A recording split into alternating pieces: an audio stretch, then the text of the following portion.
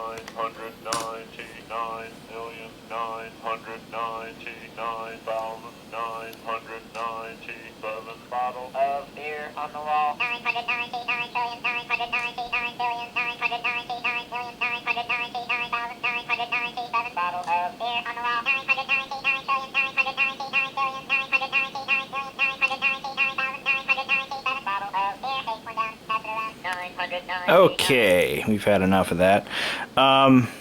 There's some audio clips here. Some of them are excellent references to the early 90s SNL making copies sketch.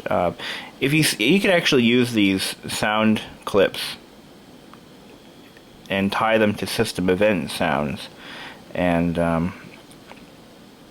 there's this one program in here. It's called Making Copy. Here it is. And what it does is every time you print or copy something, it says making copies. I don't know. Anyway, sound mover. What's that do? I don't remember what that did.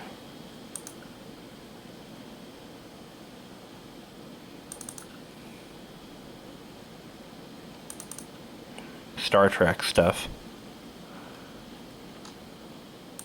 Leave that alone. Leave that alone. Anyway, this actually came with a book. I made a video on this at one point. Maximum more. Maximum more. Oops, I hit it twice. Anyway, yeah, whatever. Just another thing to deal with. Let's quit that. Wacky lights. What does that do? Oh, I'm not going to do that. Oh, I know what that does. Yeah, it does something with the caps lock light, I think. By the way, this doesn't have a caps lock indicator. It's actually on the menu bar. Typical Apple, we can't put lights on our machines because that would be too distracting. Or whatever their excuse was. So I have most of the same software on this as I had on the other one, including SimCity for Mac. Really old version of SimCity. Oh. You suck. You'll only run in 2-color mode. That's okay. We can change that. So as of right now, it's in 16 grays, or colors. Doesn't matter, so it shows up either way. You have to change it to black and white. There we go. Now I can get SimCity to run. See? Version 1.4.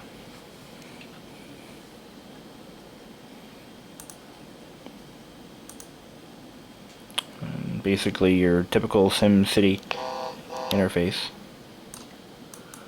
You can now zoom in on certain areas of the city.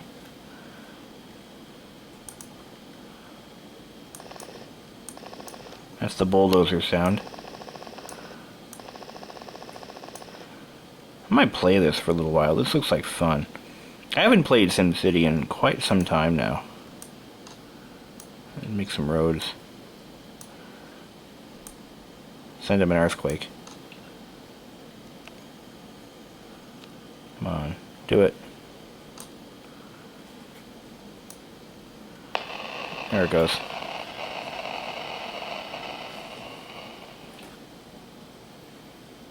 Oh no! Make some houses here. Oh wow, it actually does it in hey, that was mean. That was my power plant, you jerk. Screw it. Destroy the other one too. I don't need that, right, do I? Anyway. So that's that. That's SimCity. On the PowerBook 180. All that. You know, this thing has less computing power than a standard cell phone. Actually, that's an understatement. It has less computing power than my television.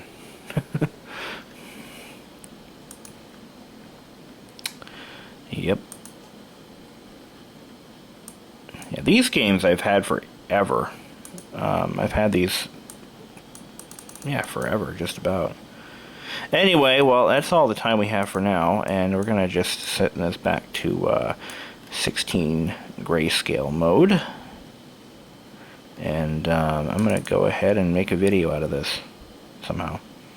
Oh, I have virtual memory turned off. That really should be on if the machine supports it.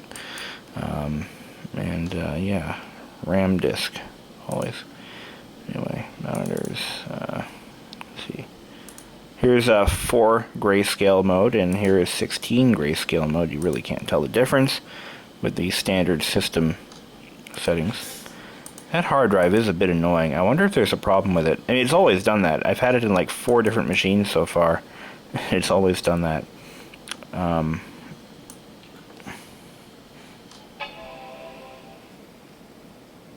Anyway. Till then, guys. Peace out.